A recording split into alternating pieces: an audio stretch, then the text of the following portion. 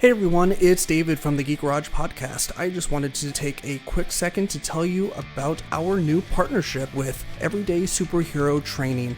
They are a gym in Nashville, Tennessee that you should definitely check out. The gym is ran by Julian and Lydia, who make up the Everyday Superhero Training team. And what Everyday Superhero Training is a nerd-centric, holistic, personal training and group fitness wellness program taught through the modalities of RPGs, video games, comic books, superheroes, and pop culture nerdiness. Just a few things that they have to offer is a free digital magazine that covers everything that they nerd out about, and it is delivered straight to your email inbox. They have a soon-to-be famous Mission Quest fitness RPG, Nerd Skills, which is a class that uses specific training tactics to help you improve at activities you already enjoy, superhero tinted group classes, personal training integrated into every level of membership, a supportive and positive environment that wants to hear more about your current D&D campaign or show that you're currently binging, and then how much you can binge.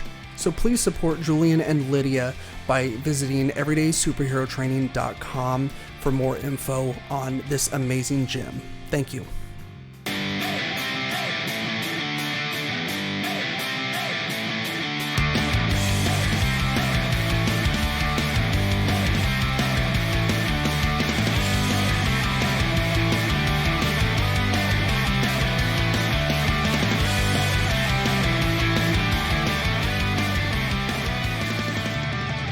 Hey everyone, welcome into this episode of the Geek Garage podcast. I am your host, of course, David Dassaw, and with me today is a good friend, a previous guest, and I am so glad that he actually had the courage to come back. After it turns out I didn't scare him away. For the first episode, Chase Hartsook from the Video Game Collectors episode.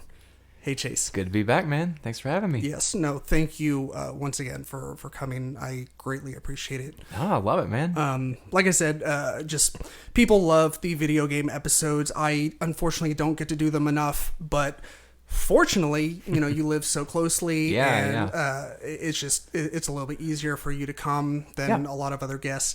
So it makes it a little bit easier to do more video game episodes. Sure. Yeah, no, I mean, anything that gives me an excuse to just ramble on about video games, right? I am all on board, man. Right. Who wouldn't want to ramble about video games? Oh my gosh, obviously it is my bread and butter. Right, yeah, we just spent, a few minutes going through your goodie bag of games and toys and everything, and I'll be posting pictures on Instagram. I mean, they'll probably be available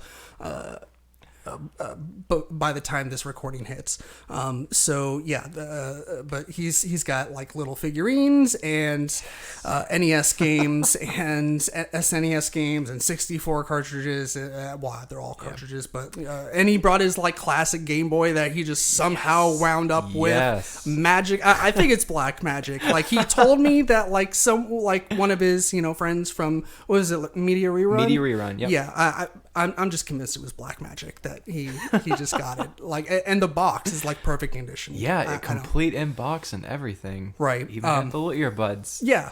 But I guess we should introduce the episode, right? We've been talking, and we haven't really talked about what the episode title is or the subject. So we are talking about the legacy of Mario : Super Mario Brothers. Exactly. Very important. Yes, there is a lot to unpack in the realm of Mario and Luigi and his friends, his family, his loved ones. But for the sake of not recording for like 6+ hours. Yeah. I mean, that would have to be it if we wanted to. Could totally do. Right. But. For everyone else's sanity and ours. Exactly. We're sticking to the Super Mario Brothers umbrella of games. So that's actually, a pretty good segue into doing a few upfront disclaimers and clarifications on what you can expect as far as content goes. So like I said, it's everything under the Super Mario Brothers umbrella. Right.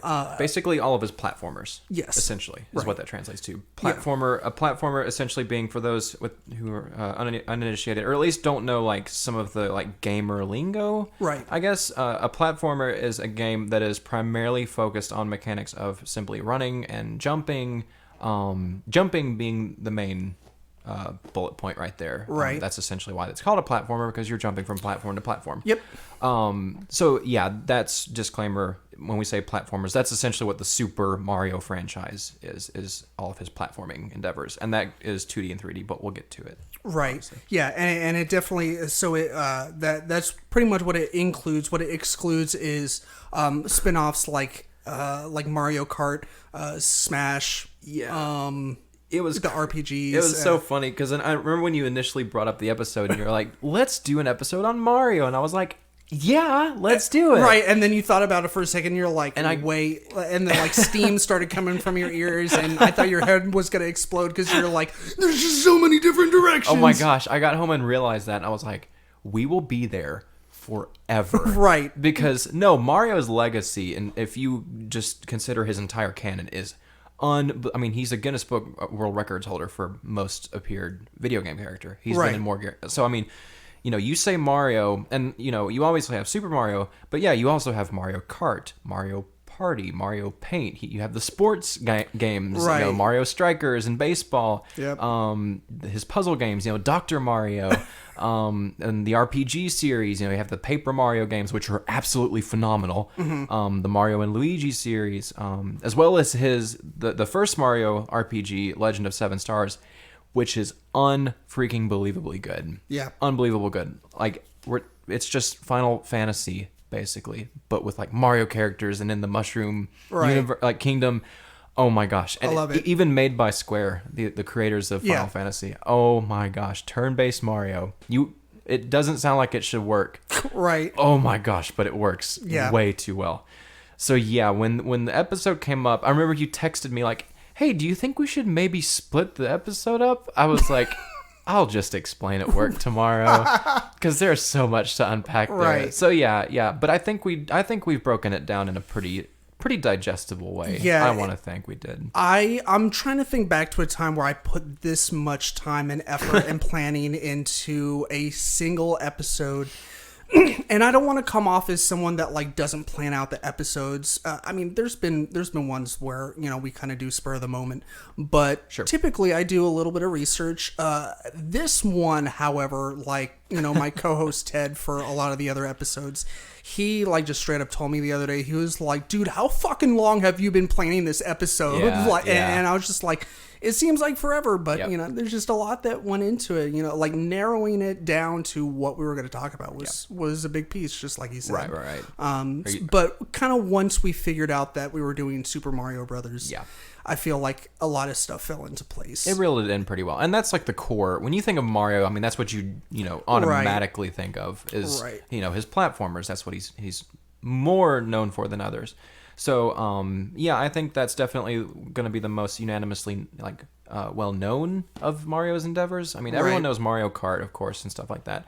But if like I said, if we just did Mario on the title, we'd be here all night. Oh yeah. So, no, I think we definitely made the right choice. Right. Definitely just sticking with Super Mario, because I mean that does encompass basically all that makes Mario what he is. Yeah, for sure. So yeah, definitely. Cool. A few last things. So we will be going in chronological order. As far as the episode structure goes, we're instead of kind of like bouncing around from game to game or just kind of talking about certain things, like we thought it would be kind of cool to just go through them game by game, because it's a cool like history lesson, and also like just viewing the game and how like Super Mario Brothers evolves over time. Absolutely. So we thought that would make for a pretty cool format. Yeah. And so we will be going like by chronological order as far as US release dates, basically. I mean, you could consider like Japan kind of as well, but they it seemed like historically they released a little bit earlier than US. Yeah, exactly. But yeah, well, I mean, regardless of console, we'll be going through all the Super Mario games chronologically as they were released. Right. So in the US, I think that pretty much covers it. Aside from just a note that this will be part 1 of our 2-part series. So Chase will come back in a couple weeks and we'll record part 2. Chase, do you want to talk about how we're kind of structuring part 1? Yeah, so basically the first episode tonight is going to focus on Mario's debut all the way up to the turn of the century, all the way up to the 2000s. So basically that encompasses his debut in the original arcade Donkey Kong. And of course, we'll get into all of this in much deeper detail. Right. And then eventually getting up to Super Mario 64, which will be our bookend tonight. Yep. So yeah, we'll bookmark there. And then, yeah, in a couple of weeks, we'll come back and start at the turn of the century, which I believe starts with Super Mario Sunshine, if I remember correctly. And then all the way up through. Let me go to the notes, please, and thank you. Except I lost. Pretty sure after 64, I think was Sunshine. After Super Mario 64, it looked like Super Mario Brothers Deluxe was the next one up in 1999 for the Game Boy Color. Oh yeah. Well, yeah, excluding the handheld re-releases. I think the next core console. Right. Yeah. Yeah. Yeah, that makes sense. Perfect. Cool. Okay. I think that's pretty much it for our notes. Sure. I mean, there was a couple terms that I kind of made note of that I don't know. I kind of made an educated guess as to what they were.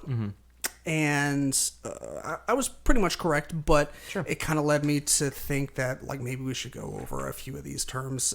So launch title, which is the now that I think about it, it's pretty self-explanatory. It's the game that launches with the console, basically, right? Okay. Yeah, exactly. And then platform game or platformer, you kind of explained that a few minutes ago, right? And then port, I mean, from my understanding, I think we talked about this a little bit yesterday at work, is basically just a game that was brought to a newer console that was released on a previous console. Right. And port can be somewhat loose. Some people also do remasters and remakes and stuff like that. But it all kind of, it's basically when a developer takes one of their older properties and sort of brings it to a new console, usually making it somewhat fresh and more approachable. And in our cases, that's what all of these were. All of the Mario ports that we'll be talking about.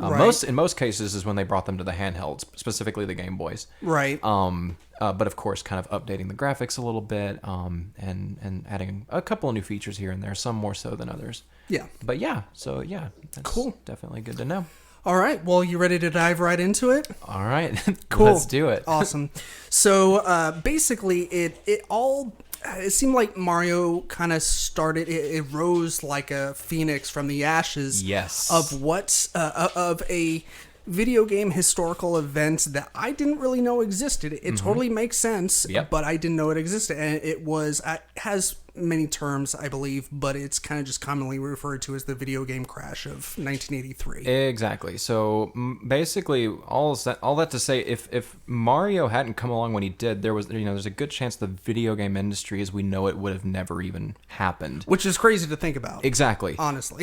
So the original home console was the Atari 2600. That was the first one, basically, that did it in the way that we know it, where you go out and buy individual games, cartridges for it. The Atari 2600 was the first to do that. So, yeah, the Atari 2600 came along, and it was a huge success. I think it launched in 1977, I believe. Yeah.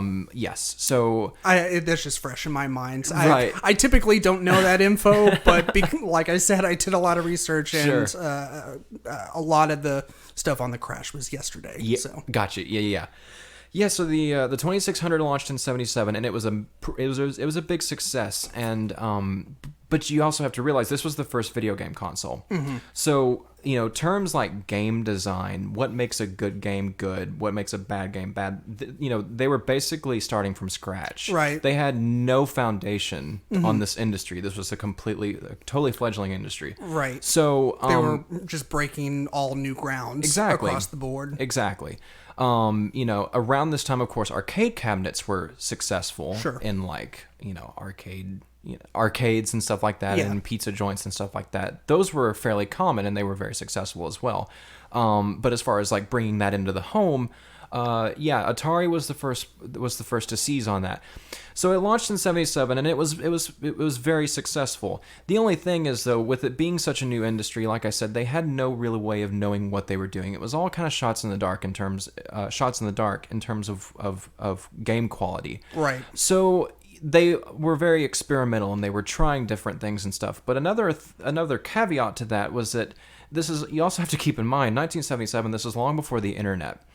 Right. And since this is a new industry, this is even before, video game magazines and video game publications. Mm-hmm. All to say, people who had a 2600, people who were buying games, had no way of knowing what they were buying when they went out to buy games for it. Right. You basically went to the store and you had this beautiful cover art, because that was one thing that Atari 2600 games were like super awesome about. Yeah. It was like this just beautiful cover, like hand-painted cover art that always looked so freaking cool. Right. And then you turned it over and you had like this cool blurb on the back that told you like, who you were, what you were doing. But that's literally all you had. So you had the box. There was no publications. There was no internet. Right. There was no E3 with all these Right. awesome trailers of, official gameplay through the game, Exactly. and just like professionally built and cut trailers for the game itself.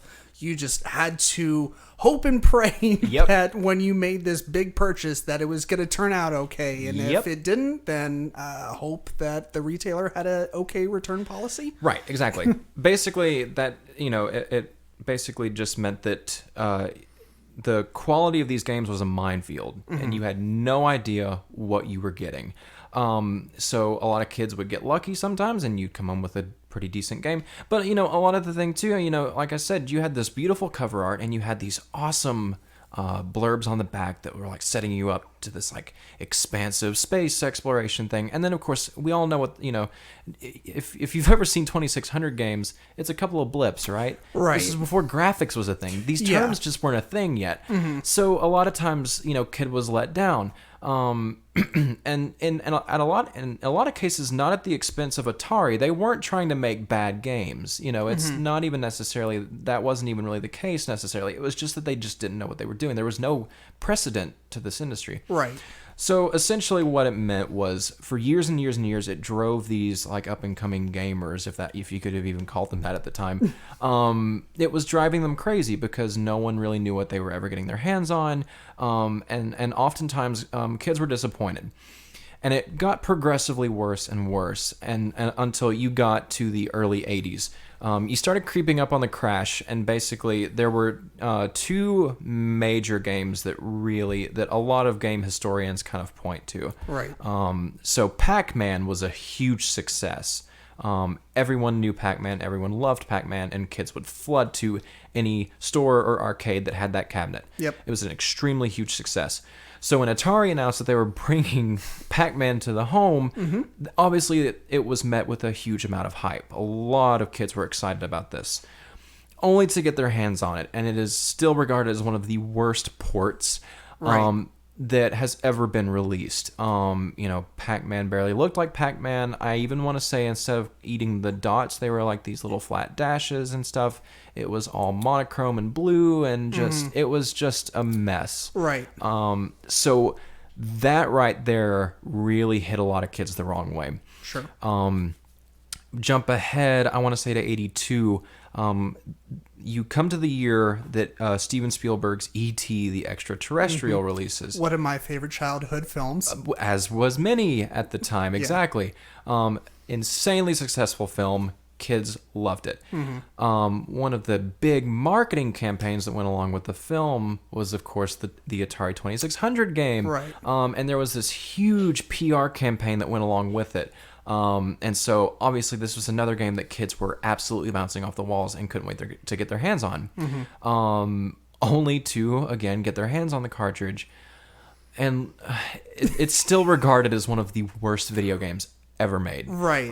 It is a gargantuan mess of a game. It doesn't make sense. I could go into detail, but all you really need to know is E.T. and Pac-Man were really bad games. They were the final two nails in the coffin. Basically. The Atari wasn't the sole proprietor of the crash. Like, they, they didn't single-handedly take them down. While they did have a big hand in it. Big time. It definitely, like... They started, this awesome video game revolution that no one saw coming, that no one really knew that we needed. Right. But then things kind of like the road forked in the video game world, both physically and metaphorically. Like there was this huge saturation in the video game world where all of a sudden, like, third party game developers were a thing, whereas it wasn't a thing before then. Right. So all of a sudden, like, people were jumping on the hype train of video games, and so you had all these inexperienced gamers, game developers coming out of the woodwork, getting hired by these big companies that want to get in on this cash cow, and developed all these garbage games that no one liked, and they filled up retail stores, and they couldn't get rid of them. And then there was the issue of, like, PC competition, where all of a sudden they were coming out, and that was big too. PCs, like, they weren't cheap. Like, they were pretty expensive in comparison to the Atari. However, PCs apparently had their own, like, I think it was like maybe IBM and someone else. I can't remember. But one of the price wars where, like, oh, I bet I can go lower. No, I can go lower. Right. And then all of a sudden, like, PCs were as affordable as Ataris. Right. And so then you had the problem of, people can go out and buy a PC instead of an Atari at the same price. Right. And PCs had better memory. They had better graphics and sound design. So there was competition from PCs. Right. And it was just a culmination of all these different things that kind of led to this big crash. And like you said, the whole ET game and Pac-Man port were kind of like the final two nails in the coffin. Pretty much, yeah. I mean, a lot of it's pretty easy. If you ever look at Atari sales, it's pretty easy to look at the moment ET drops, and then you see the sales after that. I mean, it is pretty easy to kind of point at that as the final nail in the coffin. Right. I mean, there were news stations who would go to landfills and find just mounds of Atari cartridges. Right, yeah. In landfills. Yes, I made note of I forget, I don't know if the landfill had a name, but it was like infamous for a very long period of time. Yeah. People didn't know if it existed or not. It was just kind of like, is this real or whatever, weird, fugazi, but, it ended up actually being a big landfill in New Mexico. I forget what part of New Mexico, but they apparently... I think there's a documentary about it. I believe so. I meant to go try and find the name of it, but I'll try and see if I can find it afterwards. The backlash was just absolutely horrible to this whole, and it did lead to what we now call the video game crash of 1983. Where basically Atari, they built this home console industry basically almost by themselves at the time. There were a couple of other competitors that were sort of trying to get in on it. But for the most part, Atari was really the only big name out there. Right. And in one fell swoop, they almost, they basically destroyed it for themselves at the same time. Right. So 83 happens, and, most of your business analysts at the time basically were quick to say that video games were a passing fad. Yeah, they were just... Basically, that generation's hula hoop. It came and it went, and it was this big fad. It had its day. And it was done. Yeah. Right. And all signs definitely pointed to that being the case. However, there was this little company in Japan called Nintendo, which up to that point had been around for a long time. Nintendo is a very old company. But up to that point, they had been known for just being a toy company. Yeah, you were telling me about this yesterday. I had no idea that they were around before they were making video games. For a long time. I mean, it totally makes sense, but it's just something I never really considered. But as just another toy company, of course, they started sort of looking at maybe their next step as a business. And so I don't know who exactly at Nintendo took note of this, but saw the situation of the video game industry, if you would even call it that at that point, especially in America, and decided to have one kind of last go at it. Sure. And Nintendo has always been known for like their marketing. Exactly. Like they are the kings of marketing. And we'll get to that big time. Yeah. Definitely. Because, I mean, they definitely had, like you said, they had a big challenge in front of them. Yes. Like retail stores, they did not want to carry video game consoles. So they you know, the name of the game was just figuring out how to market, you know, their intro console to American audiences. Exactly. Yeah, so Nintendo kind of takes a leap of faith for sure and decides to go through with this. So this is around, I want to say, 85. Actually, it has to be 85. So at this point, this is when we definitely sort of start the story of Mario as we know him. But before we can get to him being Mario, we actually have to back up just a little bit. Right. So you actually have to back up to 1981, where the game industry is still going strong and all that good stuff. There's definitely starting to show some problems. But Nintendo brings on, you know, before they got into the home console market, they were starting to dabble in cabinets. Yep.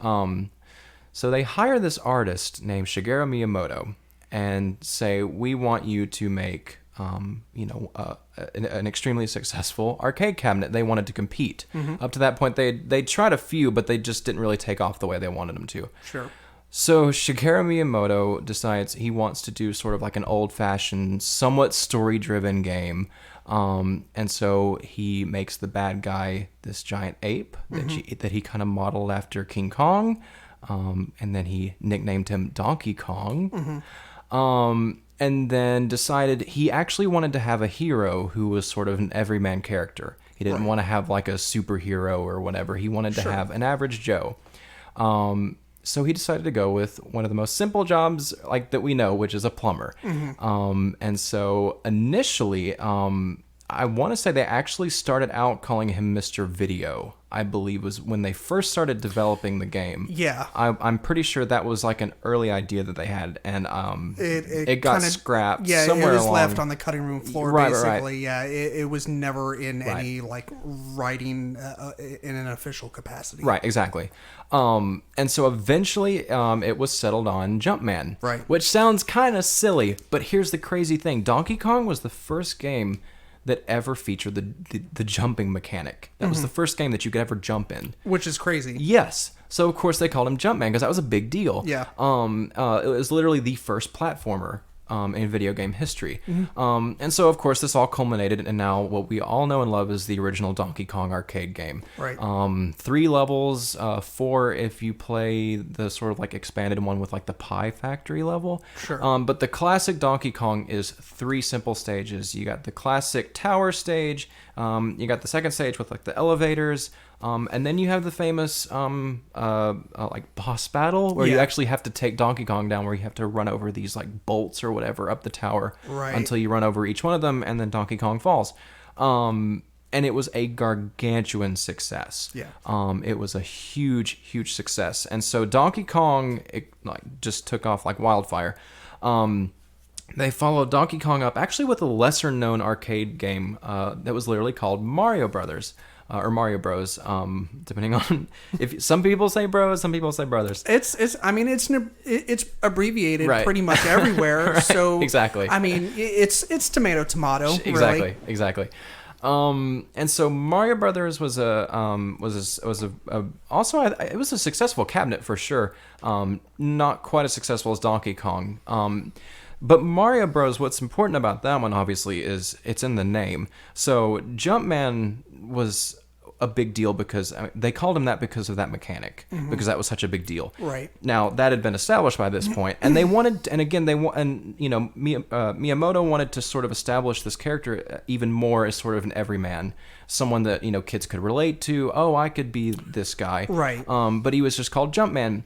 And so they looked for a name for this character, and actually they found the name Mario came from their landlord Nintendo's headquarters. Really? Yeah, his name was Mario. He came to the headquarters demanding rent, saying, "Hey, I need rent," and someone at the office was like, "Let's call him Mario." So yeah, Mario comes from Nintendo's landlord. Is Mario? What was he also Italian? I mean, like, I'm curious if Mario is a popular name in Japan. I can't imagine. I mean, at the time, I think it was Mario Segale. Mario Segal definitely sounds Italian. Yeah, for sure. But yeah, it all suddenly makes a lot of sense. Yep. So that's where Mario comes from. So, you have this everyday name with this everyday guy, and, that's what they were trying to push. Mm-hmm. And they wanted to push the plumbing thing even further. So the Mario Bros. Game, and of course, bros means plural, which means that you brought in the brother. Mm-hmm. So this is also the introduction of Luigi, which everyone knows is the awesome, like, green, kind of clumsy brother to Mario. Sure. Scared of everything. Yeah. Luigi is a treasure. And so, yeah, that was a super successful cabinet for Nintendo as well. You had the original Mario Brothers cabinet, which was basically, they ran with the plumbing aspect big. You were in this underground place, and you had all these different creatures that were sort of coming out of these pipes and stuff, and you had to flip them over and kick them over, Mm-hmm. And it was a huge success. So, yeah, so 85 rolls around. And Nintendo decides they want to take a stab at the home console market and see if there's anything left there to salvage. So they bring Miyamoto in after looking at Donkey Kong and Mario Bros. And say, okay, run with this. Mario at that point was already a pretty recognizable character in both America and Japan. Sure. From Donkey Kong and from Mario Bros. So that was an obvious starting place, for them to start and say, we're going to bring Mario home. Yeah, it's kind of like their foot in the door. Right. Like, exactly. I mean, we're not marketing this 100% alien console to you with games that you're not sure about, that how they work and what they look like until you get them home. Like, at least you're kind of going in with a little bit of knowledge of what you got in your arcade. Exactly.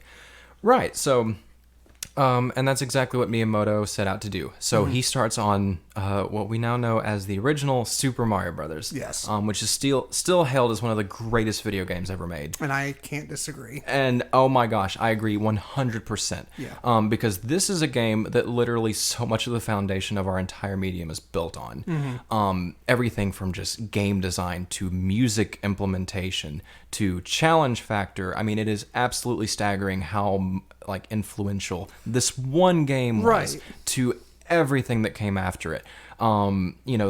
It's all kind of legend at this point, especially amongst the community. Yeah. I mean, it's sort of a holy grail moment, and literally that's what started it for me. I if you've heard the collecting episode, I've been in this thing for 3 years, I guess, I don't want to say professionally, but as a devoted hobby, right? With the actual idea of collecting video games. It's been about a 3-year run. Mm-hmm. When I got going, though, I had never played a Mario game ever. I was a Sony kid. I had PlayStations growing up, so I never got to experience Mario growing up.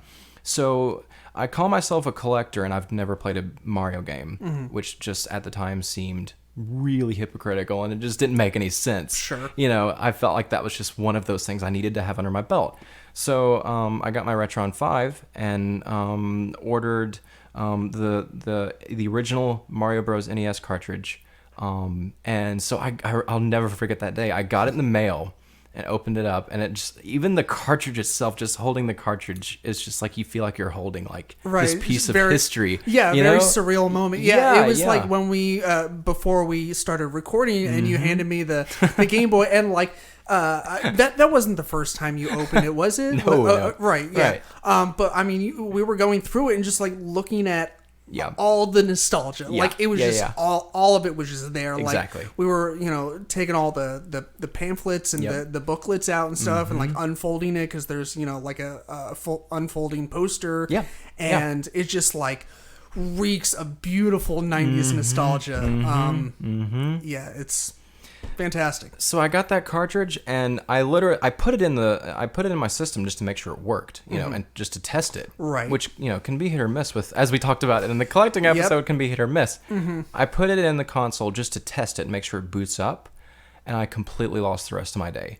I literally just, from the moment that like classic and you know that 1-1 level, and I was synced in, and I literally beat it in one sitting. So it literally, even a game from 1985 to still be that like magnetic, right, and to still hold up that well, I mean, that's astonishing that a game is so, you know, and it's a testament to its craft. It's that well made. Absolutely. And so anyway, and that was pretty much the experience for obviously every kid back in 1985. You put this cartridge in your system, and no one had ever played a game like that before. So basically, the original Mario game was basically designed almost mathematically.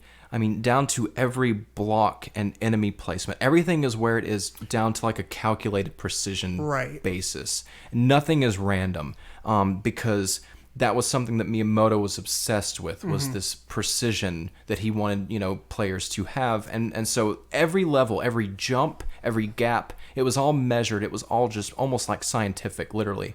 And so it is some of the most brilliant game design to this day, to the point where to this day, if you actually study game design, you know, as a profession in college and stuff, because it's obviously something that you can study now. That is one of the like fundamental games, specifically level 1-1, right? That's one of the levels that to this day that professors will still like break down and analyze that level, for good reason. Yes, because it's unbelievable, because this was a time before, you know, again, you know, you had the Atari 2600 behind it, but there was still no rules. There wasn't much precedent there as to what made a good game and what made a bad game. So they were still basically kind of figuring it out as they went.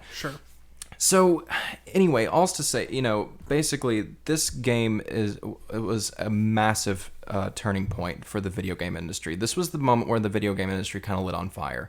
So literally, and so it's not an understatement, seriously, to say that Mario is very responsible for, you know, the foundation of our medium. So yeah, but you know, like I said, talking about 1-1, you know, there was no tutorials. You had the booklet, which was awesome. Oh my gosh, retro game booklets are the coolest thing in the world. If you ever get a chance to flip through one. But most kids didn't freaking read them. You put the cartridge in and you can turn the system on. But that first level literally taught you everything you needed to know. Without a single blurb of text, without stopping anything. You boot the game up and a Goomba walks up to you. Most kids ran right into it because they didn't know any better. So that taught you, okay, that's an enemy. I can't touch that. Without telling you anything. You see a couple of blocks. You hit a block and a mushroom comes out. The way that the level is designed, it's almost impossible not to run into the mushroom.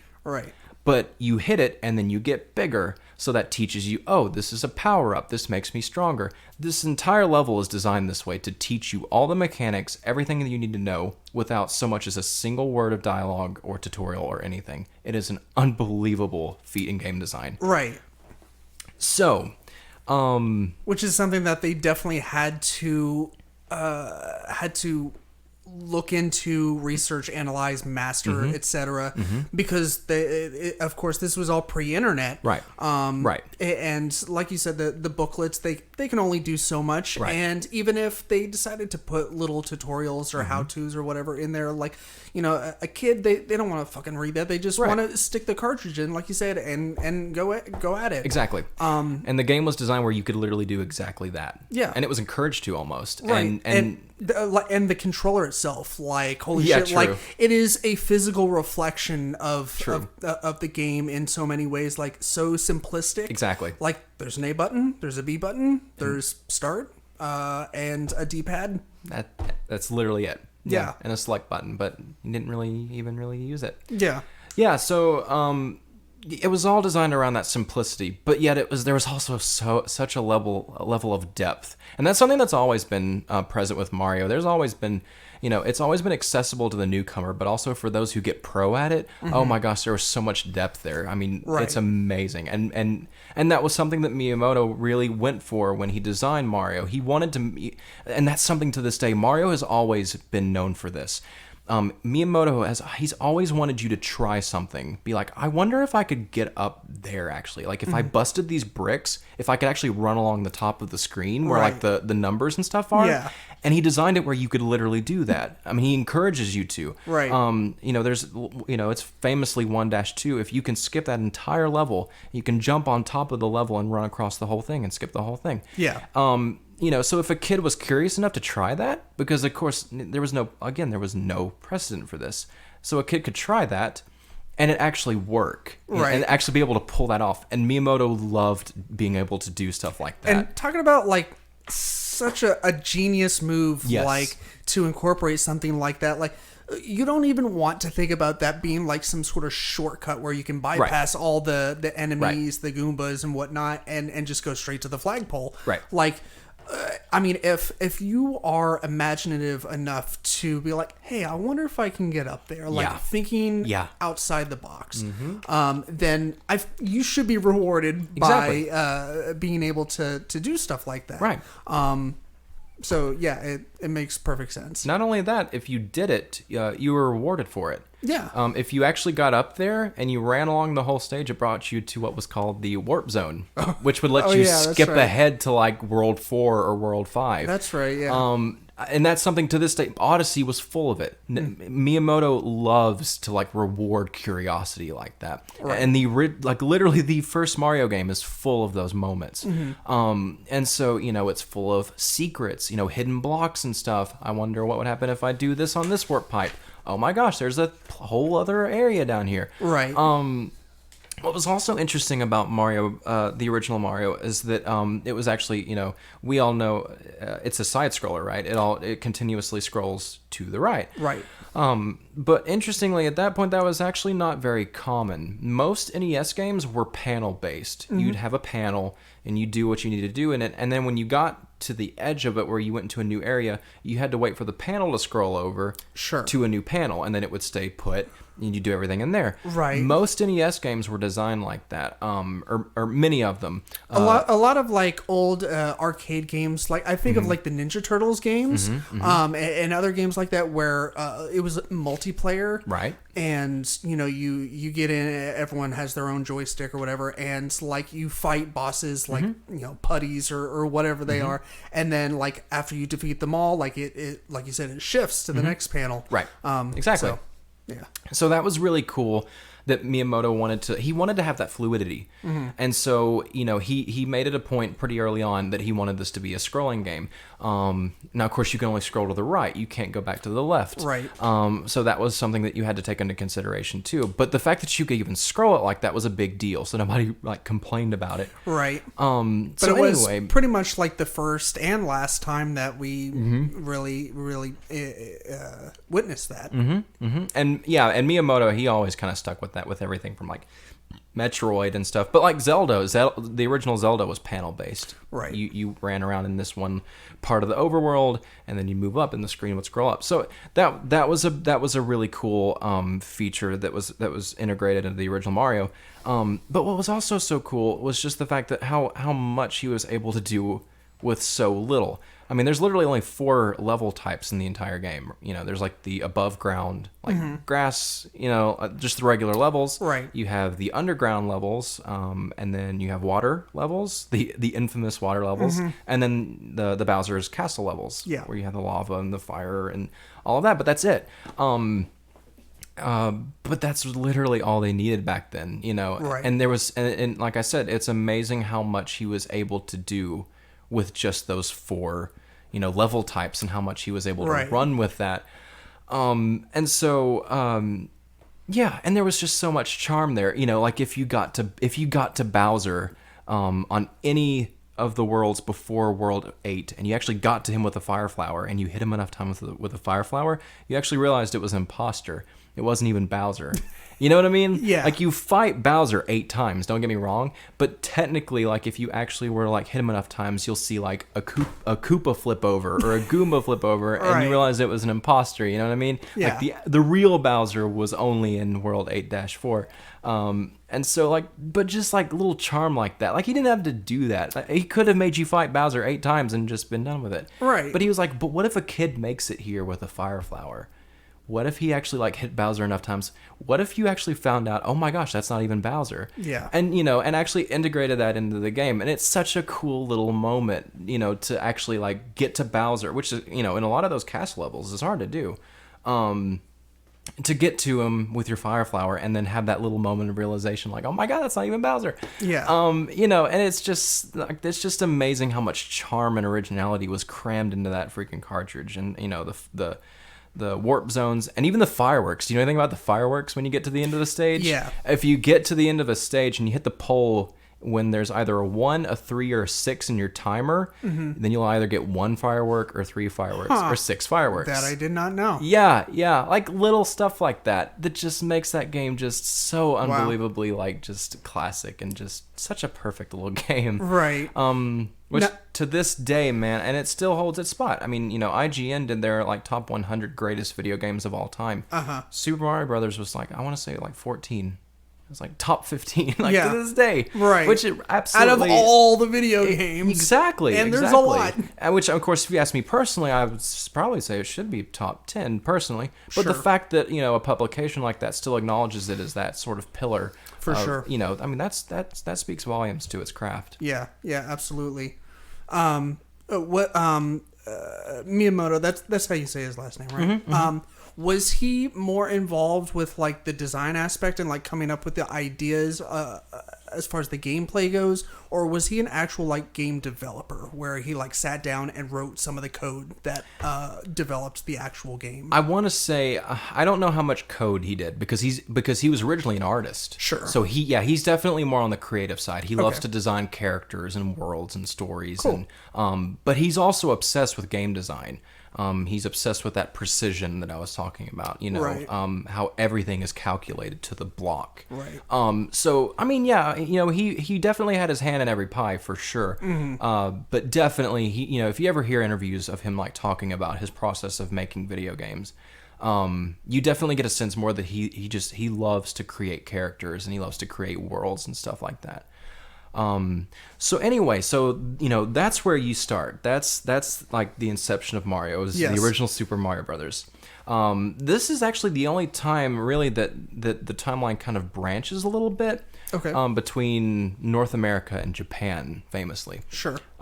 So I actually let you kind of pick at this at work yesterday. So with the success of the first Mario, of course, Nintendo wanted to pretty quickly follow it up with a sequel. So they basically took the exact same assets. They took the same everything, blocks and all, and created the original Super Mario Brothers 2. Yeah. Now, if you've played Super Mario Brothers 2, this is probably not the one that you've played. Yes. In America, we now know this as the Lost Levels. Right. AKA the hardest fucking game of all time. Exactly. Dude, like, exactly. Yeah, I know. So I was new to the concept of this game existing. Right. I didn't know it was a thing. Right. So, and like you said, it was Japan's original Super Mario Brothers 2. But whoop, just slapped my mic. But they who was it that decided that it was just too damn hard for American audiences? You know, I don't really know who this person was who along the lines was like... I guess it was just like... Can we do this in America? Right, like, I mean... And honestly, like, when I read that and when I was talking about it, I was like, I don't know, as an American, like, I don't know how to feel. Like, my initial reaction was kind of like, how dare you? But then I'm like, you're right, because this game is really damn hard. Yeah, then you actually get a hold of the game and you kind of realize... wow. So yeah, that was they crafted this entire game, and the way most people look at it is, the original Mario goes up to World 8-4. So essentially, a lot of people kind of look at it as Mario Bros. 2 basically starts at 9-1. Yeah, and you know what I mean, because for it to start at that level of difficulty and only get progressively harder from there, I mean, it makes sense to kind of look at it that way, because that's how it's definitely how it feels upon booting it up. So it's called The Lost Levels because we famously didn't get it in America because it was deemed too hard for American audiences. Right. Which, like you said, does maybe seem a little unfair until you get your hands on the game and you actually realize what they were talking about. We did get it not too long afterwards. We got it in '93 as what was it's called Super Mario All-Stars. On the Super Nintendo. And so that was the first time that America ever got a hold of it, and that's what they called it, this Mario The Lost Levels. Yeah. But anyway, this was released in Japan only in '86, and I don't really know how it was received off the top of my head, because it is kind of an enigma. There's not a whole lot, in terms of, I don't know, a lot of the details. We know so much about the original Mario, but The Lost Levels, it's even being called The Lost Levels. It sort of has that aura of mystery to it. Right. So it didn't do a whole lot to change the formula. It added a couple of infamous changes. Most notably, it added the poison mushroom. Right. Yes. Which you let me figure that out the hard way, or discover it the hard way. Which I mean, hey, that's fair. It's only fair. We all have our first poison mushroom experience, right? And I would never take that away from somebody. Yeah. No, I was like. I looked at it, I was like, why does this mushroom look weird? Like, maybe it's just the way the game was designed. Nope, it's green because it's a poison mushroom. Thankfully, was never brought back. Actually, not until Mario Maker on the Wii U. It actually might not have even been until Mario Maker 2 on the Switch, where you could put them in your own levels. But thankfully, that was the only canon series appearance of the freaking poison mushroom. But other than that, oh my gosh, the level that literally, this is the only Mario game I've never beaten. I've beaten every other Mario game, which should tell anyone that that's either an avid game player or not a casual game player. People that have played the Lost Levels that haven't, that should, in and of itself, should tell you if Chase can't beat it, then that gives you a good idea of how friggin' hard this game is. I tell you, I get to the infamous wind level. There's this one level, and anybody that knows anything about Lost Levels or anything about it will know exactly what I'm talking about, because there's the infamous blistering winds level. Yeah. You have to make these extremely precise platforming on these trampolines, but all the while, which in and of itself is hard enough, but all the while there is this blistering wind that completely throws off your precision platforming because it carries you all over the level. And I've never been able to make it, even with save states. It's one of the I can't. It's just too blisteringly difficult. Yeah. So definitely an interesting point of Mario history right there is the Lost Levels. So we had to wait in America a couple of years. It wasn't until 1988 that we got our version of Super Mario Bros. 2, which to say is different from the first one is an understatement. Right. So this is actually, to this day, still somewhat of a divisive Mario game. Some people swear by it and say it's a great game, and then some people really just kind of just throw this one to the side because it is so different. Right. They introduced so many new things. Oh my gosh! In this game, it's crazy. So they kind of, instead of sort of building on the first game, they sort of went in a completely different direction with it. Famously, it actually wasn't even initially designed as a Mario game. It was actually designed as a Japanese game called Doki Doki Panic. Right. And then Nintendo basically just took the original characters out and replaced them with Mario and just made a Mario game out of it, which sort of adds a little fuel to some of the haters' fire that are like, it wasn't even made as a Mario game. Right. It's really just a reskin Japanese game. But that even aside, standing on its own, it is still a great NES classic. So what's crazy about this one? This one's more, it's built on this idea of like a dream, basically. Everything, you literally fall down the rabbit hole to begin. You start the game falling. Yeah. It's all built on this idea of like you're in this dream world. I think it's actually called Subcon is the name of the world. Okay. So infamously, one of the most crazy things they did away with was that they took Mario's jump away. You could jump, but like that's not how you could take out enemies anymore. Sure. You can jump on top of enemies, but that doesn't like take them out anymore, as you famously could in the first game. Right.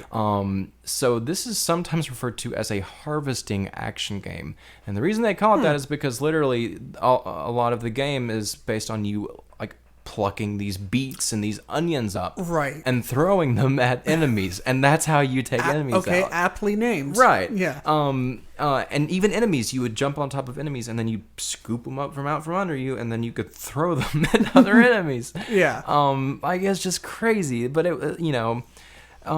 but what's cool though is that Mario Brothers 2, as different and weird and quirky as it is, it was still very important to, especially the future of Mario games. It did add a lot of what would become series mainstays characters. It added the Shy Guys. It added Birdo. I know they weren't actually called Bob-ombs, but the little Bob-ombs. Right. They made their debut in Super Mario Brothers 2. One of the most important game aspects, though, that Mario Brothers 2 added, though, was this sense of verticality to the level design. Right. So, the first Mario Brothers was totally side-scrolling, left to right, and that was it. You could only go right, period. That was something early on that Super Mario Brothers 2 did away with. I'm pretty sure you could actually go left in Super Mario Brothers 2. I think you could go back left if you wanted to. But not only that, but there was also a lot of verticality to the level design. A lot. Yes, you would go from left to right, of course, but then you get to a point, and then you actually start ascending and going up. And then it became actually a panel-based progression. You know, you'd come to a mountain or whatever, climb up some vines, and then you'd kind of go up to the next panel. Right. So this is something that would definitely carry into the next future Mario games, was this sense of verticality. This was something that Miyamoto really liked and that he wanted to run with in future games. But anyway, it was definitely a really different Mario game. And like I said, it still doesn't quite sit well with some of the more like purist Mario fans. Sure. But it added the slot machine mechanic. Depending on how many coins you got, you got to the end of the level, and for every coin that you collected, you could do this jackpot, where you could hopefully win substantially more lives, which you would definitely need as it went on, because as with like any NES game, they all got blisteringly difficult. Right. Lost Levels started blisteringly difficult, but like, NES games, they always started, like nice enough, and they weren't brutal, but they definitely, by the time you got to the end, just snowballed into madness. Exactly. Yeah. But yeah, like you had no Bowser in Mario 2. You were actually going up against this giant frog named Wart. Right. Naturally. Yeah, who spit bubbles at you, and yeah, that was the main villain in Mario Brothers 2. But another really cool and important addition to Mario Brothers 2 is the addition of 3 new playable characters. So you could play as Luigi in the first Mario Brothers game, but he played no differently to Mario. He was literally just a player 2 character that you could, if you had 2 people playing, if when player 1 died, then player 2 would start up as Luigi, and you're basically just trying to, you play the game together that way. But what's so cool about Super Mario Brothers 2, each character had their own like character traits. You know what I mean? So like Mario, he's always been like the balanced character. He has like he was just balanced all around. Luigi had a significantly higher jump, but he was harder to control. His momentum was a little more. It was hard to slow him down. Sure. Peach could hover. Actually, she would jump and then she could kind of hover a little bit. Yeah. And then Toad was, I want to say, he was the fastest. He could run the fastest. That's right, but his jump was the shortest. Yes. So each character had their own little, pluses and minuses. Yeah, exactly. Yeah. Which was something that was really cool, and especially certain, levels were definitely sort of tailored to certain play styles. So it was cool to get stuck on a level and then be like, this would actually be a good spot for Luigi. I could use his like extra jump here. And talk about like an assessment of like individuality, right? Like teaching young kids that it's okay to be different. Right. Like I know this is kind of out of left field, but like it just kind of like reminded me of. Or made me think of how brilliant the game design with this, like introducing like, I mean, you're gonna have other characters, so of course they're gonna be different from one another. So it's just cool that like others that they'll do something that builds on the last character, and they do it a little bit better, but there's a setback compared to the previous character, exactly, and so on and so forth with all the other characters, right? Yeah. So it was like. For all of its weirdness and its kind of like left field from the first one, it's definitely it's a brilliantly well made game. It still is it's a really really well made game, and it's still, I would say it's still a great Mario game. Yeah. You had these weird like subspace mushrooms where you pluck them and then it would flip the screen and make it look like all silhouette, and then you'd find a power up mushroom that would actually add another hit. You could that was something that was new. Yeah. And it was actually the game that added the POW block. We all know. That's right. Yeah, it was actually the game that. So I think more things than people realize came from Super Mario Brothers 2. For sure. It has a special place in my heart. It's definitely not my favorite Mario game, but I still pick it up and play it all the time. It's a really cool game. And like I said, it did that much more to just keep building this foundation, for them to build on later. So that was Super Mario Brothers 2. So then we come to the next year.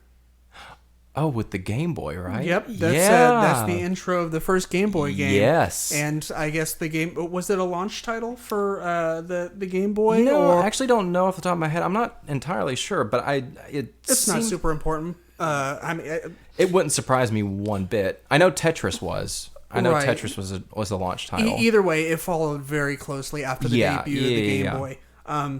Super Mario Land, first Mario game for the Game Boy itself. God, like this was such like an amazing game, an amazing handheld device. Like it was my first. Like I had the NES. My dad bought it for me, and we played the original Super Mario Brothers. I don't know if we had 2, but we definitely had 3. And then I think I got the Game Boy for Christmas one year, and it was just the idea of being able to take your video games with you, to places was just exactly mind blowing. Yep, and it was a huge success. The Game Boy was a runaway success. So of course, they quickly wanted to make sure that there was a Mario game bundled with it. So hence we get Super Mario Land. So Super Mario Land is basically, it plays very similarly to Super Mario Brothers, the original one, which is great. That's what everybody kind of wanted. There are some differences. The enemies are a bit different because it takes place, again, it's actually not in the Mushroom Kingdom again. It's actually in this place called Sarasa Land. Sure. Yeah. And this time you're actually not trying to rescue Princess Peach, but this is actually the debut of Princess Daisy. So this is the game where Daisy comes from, actually. And again, it's not Bowser. You're actually up against this, I want to say he was a purple alien called Tatanga. That's right, yeah. Yeah, so like... that guy. It's different. But yet again, it was definitely very much more rooted in that classic Super Mario Brothers style. It played very similar. You booted it up a little bit and played it just now on the Game Boy, actually. Yeah. So you know what I'm talking... Like, it's very similar. Yeah, my childhood just like reached up and bitch slapped me out of nowhere. Like, and you started messing with like the screen thing where depending on how you're looking at it, you adjust the. I mean, I guess you could call it the resolution or whatever, but I mean, it's just like I was holding it. I was like, this is like my childhood come back to like not haunt me, like the opposite of haunt me, just be like. Remember when things were like so simple and wonderful, and I don't know, just so many like nostalgia feels like came up. It was great for sure. But anyway, yeah, so Super Mario Land played pretty closely to Super Mario Brothers. The most interesting change to Super Mario Land was actually the introduction of these like vehicular stages. So for the first time, you actually had Mario. There was a plane level where you were in a plane, and it became a shoot 'em up, right? Where it was a side-scrolling game, and you were basically similar to like Gradius and those like old shoot 'em ups. Yeah. And the same thing. There was a submarine level, and yeah, you were in a little submarine and. Yeah, that was definitely the most interesting idea that came from Super Mario Land was the vehicular stages, right. which was actually one change that they didn't really run with that much in the future. Usually they make a change and they sort of build on it. Sure. But vehicular things have never really been Mario's. That's just, I guess it never really quite suited him as much as they thought it would initially. So that was, I'm pretty sure it was a one-off thing. I don't remember him ever flying a plane or, piloting a submarine or anything ever again. But it was cool. It was a cool change of pace. And for it to have been a handheld game for you to just carry around in your pocket, not bad. It kind of made sense. Yeah. You know what I mean? Yeah. I mean, it was cool to have those little shoot 'em up levels. And so, it's just another great little Mario game that's just packed with charm. I mean, a lot of love went into it, and it's cool. It gave us Daisy, for what that's worth. I mean, I know she's not the most well-known character, but I mean, she does have her own little following. I mean, she is part of the canon that we all know and love. So that's where you can say, oh, that's where Daisy came from. Yeah, it's got tons of familiarity to it. Callbacks to the first two. So you have people on board automatically for that, and plus there's a few new things thrown in there. So all that combined, you have a pretty decent first Mario game for this first portable device. Right, yeah. And for a lot of kids, that's exactly what they wanted. Kids who were disappointed with Super Mario Brothers 2 because it was so different and it wasn't really what they were expecting. Right. It was so awesome for a lot of kids to get Super Mario Land and for it to be that sort of return to form. Yep. And for it to play and feel so similar to that first game. While still being, different, having some new ideas, very, very similar. Yeah. So anyway, that was Super Mario Land, which was awesome for the Game Boy. But then we have to go back to console. So the NES is still going. It is starting. I think it was slowing down. I think the SNES wasn't too far off at this point. Mm-hmm. But there was still one more NES game on the in the Mario canon. And Nintendo, I think, realized after Super Mario Brothers 2 that people really kind of wanted to get back in touch with the magic and what made the first game such a, just a masterpiece. Right.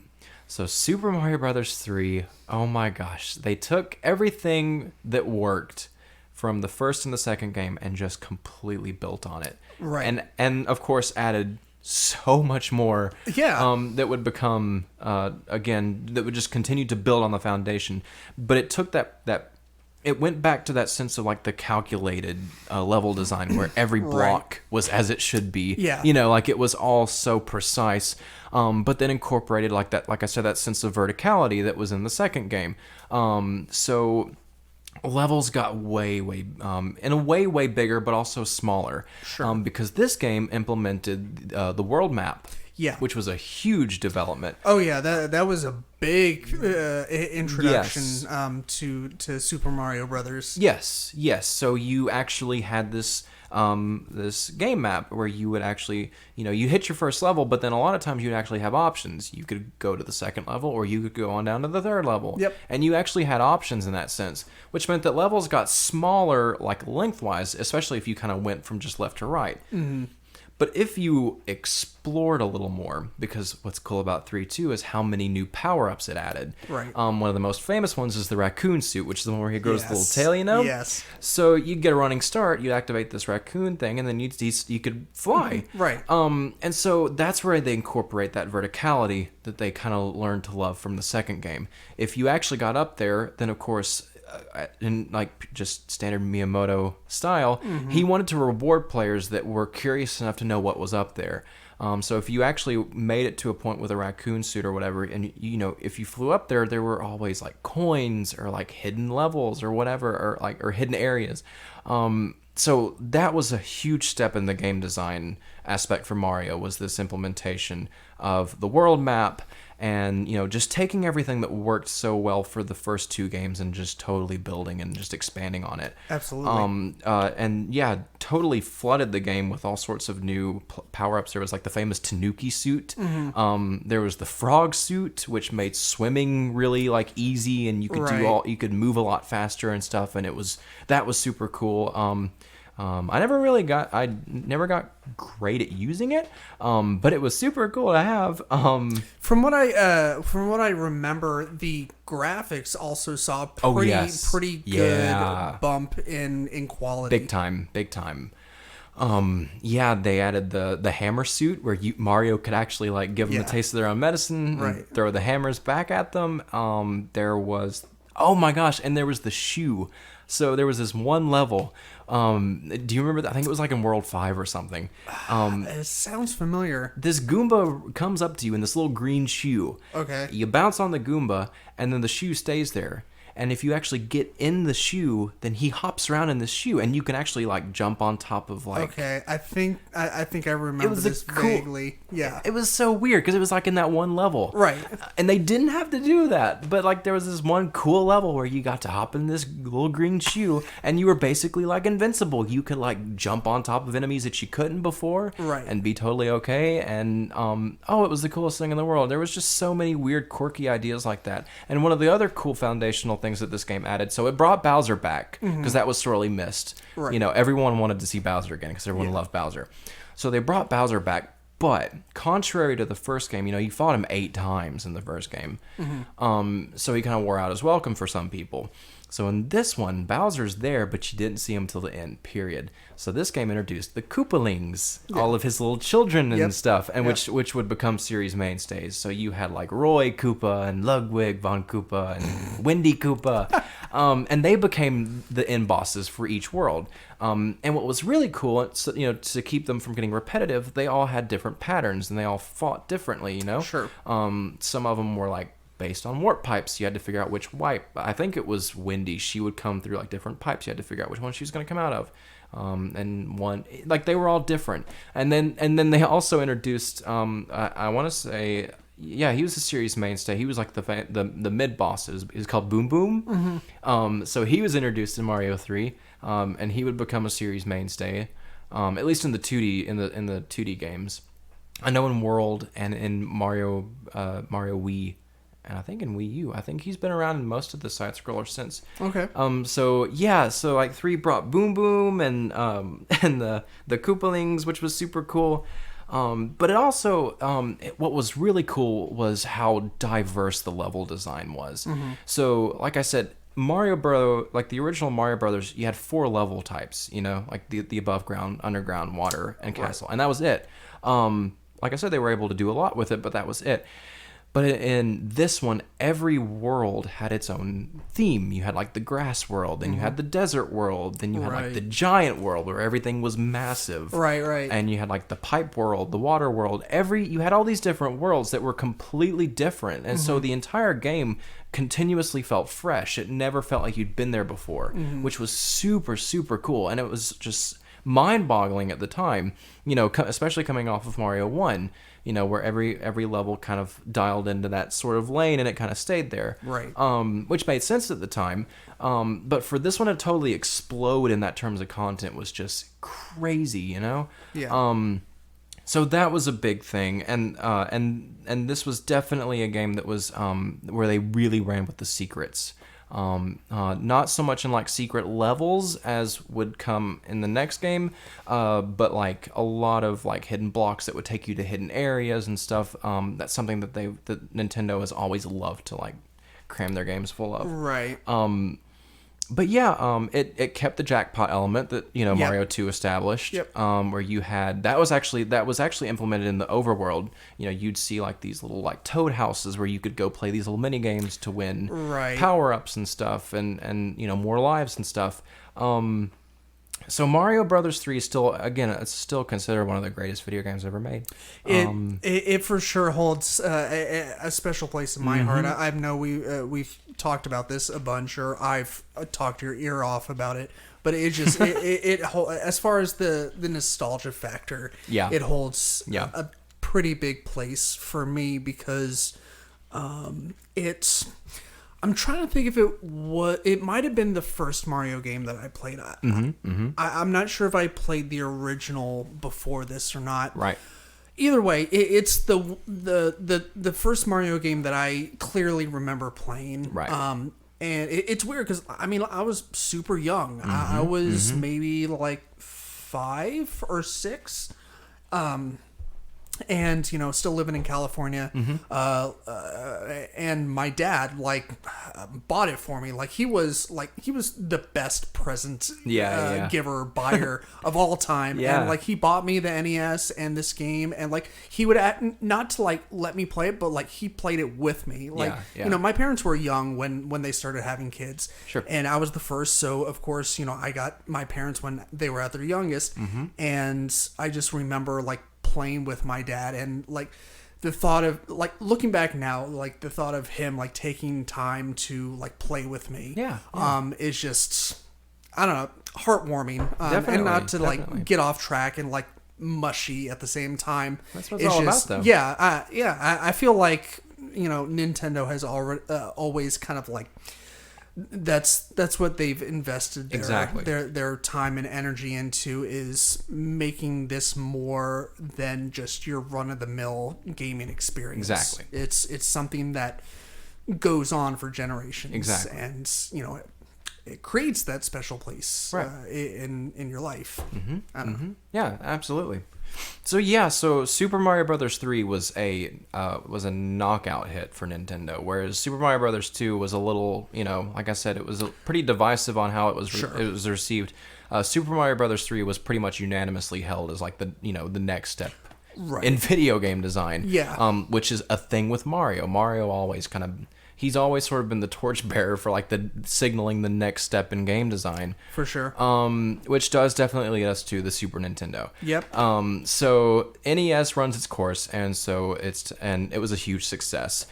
Which at this point means that there is a video game industry. This was not a fad at this point. It was obvious that this was a fledgling industry that was going somewhere. Yep. Which also meant that competitors were hopping on the train. Yeah. Sega, notably. Yep. Anyone who knows their video game history knows around this time, this is when Nintendo and Sega were absolutely they had one of the most cutthroat not disputes but competitions. Yes, they were two of the biggest competitors. Yeah, I had a Sega as well. I think that's maybe why I didn't have a Super Nintendo. Right. Is that I got a Genesis. the Sega Genesis instead.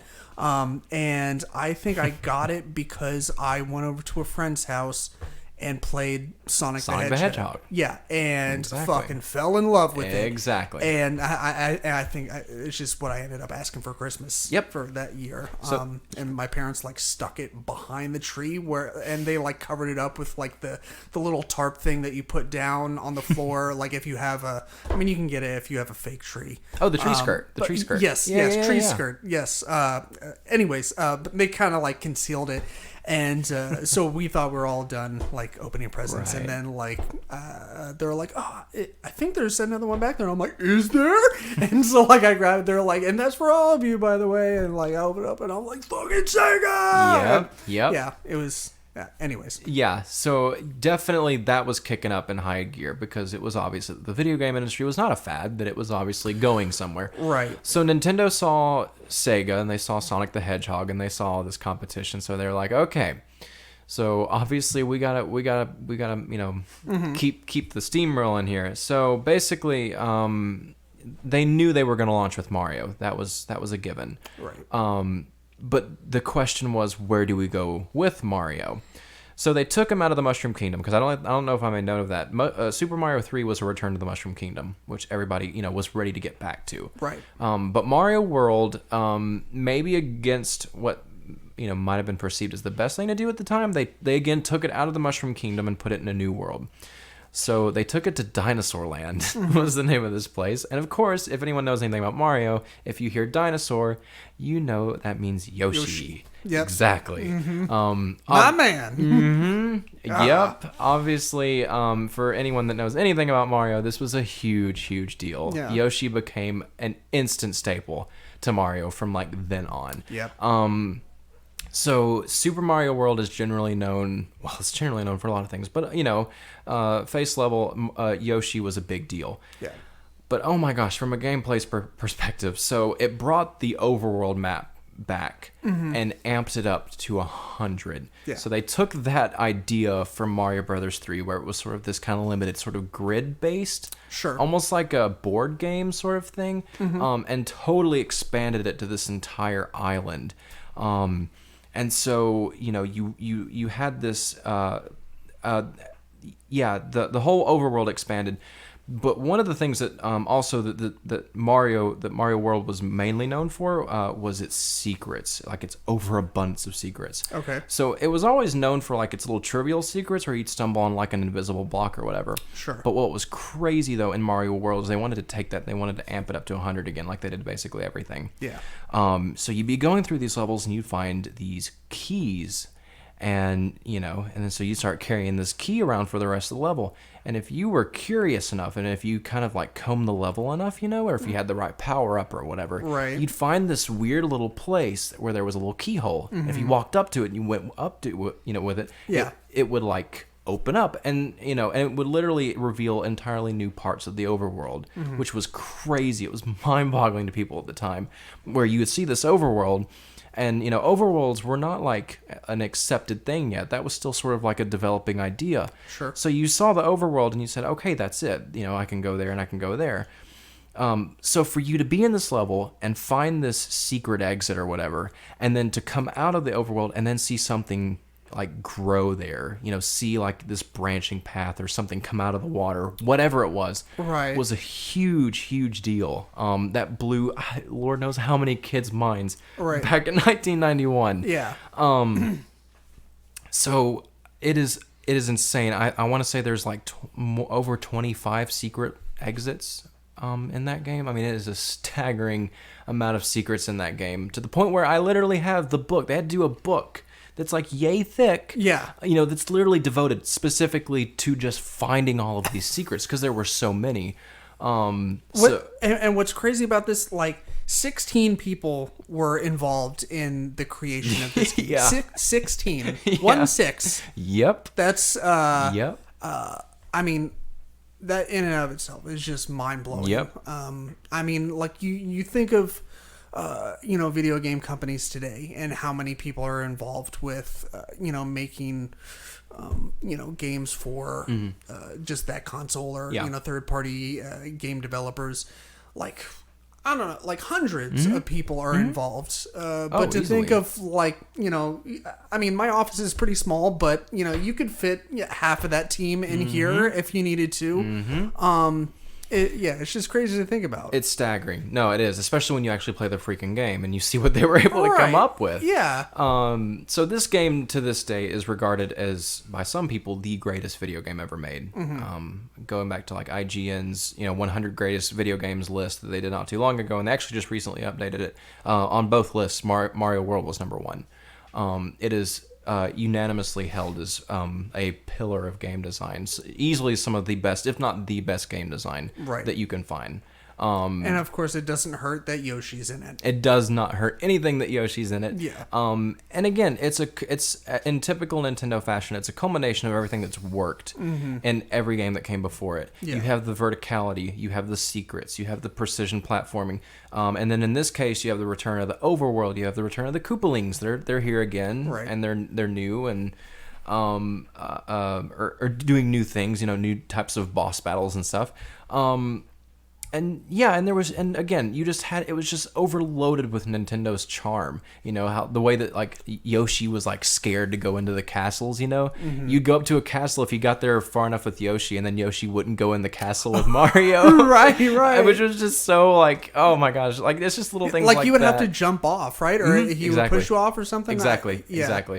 Yeah, and so I mean, it was staggering what they were able to come up with, especially with such a small team. Yeah, and just of course the graphics was a huge leap. Yeah. You went from 8-bit to 16-bit. Yep.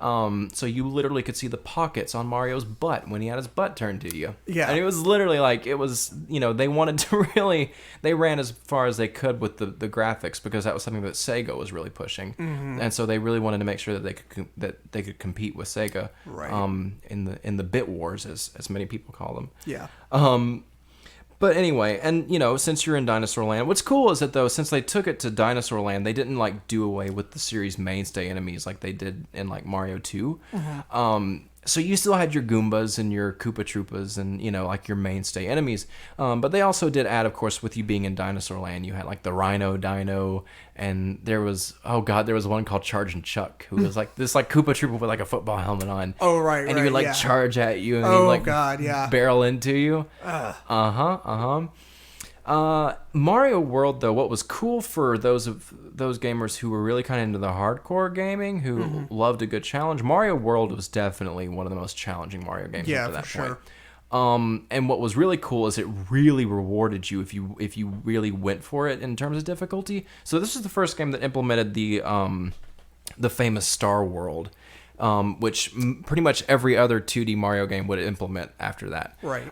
So if you checked all the right boxes and you did everything you needed to do, once you got to the end of the game and you beat Bowser, what was called the Star World would rise up. Mm-hmm. And literally all it was these were all challenge levels. These were blisteringly difficult challenge levels. Right. Oh my God, there's a level called Tubular, which is infuriatingly difficult. That always is like the first thing that comes to mind. Yeah. Oh my gosh. So this was one of the first games that really, because Nintendo definitely loves to challenge you, but they want to make sure that you want to be challenged, though, in a lot of ways. Sure. So they kind of set those levels, instead of putting those kinds of levels in the freaking base game for some poor kid to try and get through. Right. They kind of set it, they were like, okay, for those who want this, because they love making levels like that, they kind of put it in its place. You know what I mean? They design it in a way that if you want to be challenged like that, like I do, I love that kind of stuff. Yeah. It's there. And you can eat that stuff up all day long, and it's phenomenal. So, yeah, it was the introduction of the Star World, which would be a reoccurring thing in his legacy as he went on. But yeah, I mean, honestly, the whole thing, it still holds up easily as one of the greatest video games ever made. For sure. And to this day, I still love going back and every time I go back and replay it, I always find a new secret or something. There's always something I missed last time. Totally. Yeah. Because it's such an expansive game for it to be so seemingly small at first. It's amazing what they were able to do with so little. Right. So that's Super Mario World. Right. Yeah, that brings us to the second release for the Game Boy. Yep. Super Mario Land 2. Yep, the 6 golden coins. Yep. So basically, so where Super Mario Land, the first one, was basically Super Mario Brothers on a handheld. This one, Super Mario Land 2, was basically World. On a handheld. Mm-hmm. So it plays very similarly in the fact that you have an overworld, and that sort of like fragmentation, if you will, of like all the different worlds, how they're all different. You have there's a tree world, and there's like a toy factory, and then there's like space. You actually go into space for the first time. Yeah. And he even has like his like space suit and everything. Right. Yeah. So basically, that's sort of how Super Mario Land 2 plays. It plays very similarly to World. So what's really cool about Super Mario Land 2 is that this was the game that introduced Mario's other archenemy. So not Bowser, but Wario. This was the first appearance of Wario. So the premise is really strange. It's like Wario has overtaken Mario's mansion, which is interesting. It's like, oh, okay, so Mario has a mansion, which I guess, he gets all these coins, so he... I mean, like, right, if he was very frugal with his money, then why not be able to afford a whole mansion for himself? Yeah, it's kind of a questionable premise, but yeah, so like Wario steals Mario's mansion, and so he has to get his 6 gold coins, to be able to open the door to get back into his mansion and stop Wario. So yeah, it was super cool. I mean, it was again full of charm. It's weird. Topanga, the main villain from the first Mario Land game, he reoccurs as a boss, which is not something that they regularly did with like one-off enemies like that. You know. Sure. So Topanga came back, which was cool, and they had some cool new like power-ups. You had like the space suit, and the bunny suit was fun. But otherwise, yeah, I mean, it was basically Super Mario World on the Game Boy, which was a big deal. I mean, it obviously did extremely well because Mario World was such a big deal. Right. And they were able to pull off something very similar on a handheld device. Exactly. Yeah. So yeah, I mean, that's Mario Land 2 in a nutshell. If you have a Game Boy, it's definitely worth your time. Yeah. That brings us to Super Mario All-Stars. Yeah, briefly, yeah. So there was All-Stars. So basically, I sort of alluded to it earlier. Super Mario All-Stars, we talked about ports earlier, too. It was a collection of all three of the NES Super Mario games that were sort of remade in the 16-bit beautiful graphics and then brought to the Super Nintendo. And so, you know, that's pretty much all there is to say on that. They play exactly the same way. They just look really, really good, right? With like the 16-bit graphics. Yeah, a little bit of a facelift. Exactly. The most notable thing there is definitely the inclusion of the Lost Levels. That was the first time that America was ever able to play the Lost Levels. Right. They were just like, all right, you've had a lot of exposure to Mario. Exactly. You've dealt with a lot of complications. Maybe you'll be able to handle this level of difficulty. We'll see. Exactly. Right. Exactly. So yeah, that's All Stars, and it's a great collection. I've played it, obviously, and it plays fantastically. So yeah, I mean, it's definitely one worth checking out. Especially if you've never played the original 3 NES games, I would still suggest playing the 3 originals first, just because they're still just overloaded with that like NES charm that you just can't quite. I don't know, there's something about it. But if you have played the NES classics and you're kind of itching to get back to them, that's a great way to revisit those games in sort of like a new light. For sure. So yeah, so that's All Stars. And so after All Stars, we get Yoshi's Island, right? Yep. So I won't spend a whole ton of time on that one because it's kind of debated if it's actually considered a Mario game. Even though it is called Super Mario World 2 Yoshi's Island. So the cool thing about this one, though, is it's actually basically a prequel to all the Mario games. Okay. So Mario and Luigi are in these games, but they are helpless infants. Yeah. They're babies. Right. And so anyway, the whole premise is just baby Luigi gets kidnapped, and so baby Mario gives chase, but of course he's baby Mario. So this clan of Yoshis finds him, and so they like help. So you play as Yoshi. Yeah. And it is one of the most beautiful games you will ever play in your life. Yeah. It is a masterpiece, and I could talk about it longer, but like I said, it's a little divisive just in terms of like if it's considered like a Mario game. Sure. Because Mario is completely helpless the entire game. Yeah. In fact, almost annoyingly so to some people, because every time Yoshi gets hit, baby Mario starts crying and he floats away in this bubble, and you have to go back and get Mario. Right. Yeah. You know. Yeah, I remember that. And that's it. Like that's Mario's whole presence. There's a couple of points where he kind of gets this like power up, and he can kind of run around and do his own thing for a minute. But it's very short lived. It's a Yoshi game at its heart. But it is also a Mario game because Mario's there. And it's in the title, so I consider it part of canon. Yeah. But oh my gosh, it's one of the games definitely when the argument comes up that whether or not video games are considered art. This is a game that regularly does come up because the art style, it's this like watercolor, actually sort of crayon sort of art style, and it is absolutely gorgeous. Yeah, every single level just looks beautiful in that game. Yeah, I really want to go back and play it now. I know you were talking a little bit about this before we sat down to record, and I was trying to recall.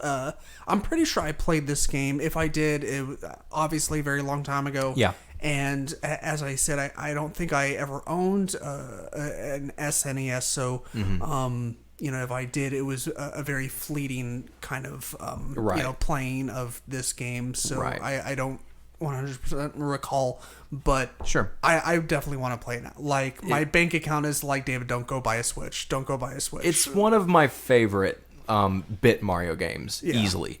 It's up there with World and the original Mario Brothers. Those are probably my favorites. But Yoshi's Island is definitely one of my favorite bit games of all time. Because it's just an absolute work of art. It's the Yoshi game that introduced his egg ability, where you swallow an enemy and then his trail of eggs fall around, then you could throw them at things. Right. That's where this came from. And then of course the main villain. So since Mario and Luigi are babies, so the main villain is Baby Bowser, and it is naturally. Just, oh my gosh, it's adorable. But he actually ends up becoming one of the most intimidating bosses of that era, actually. Right.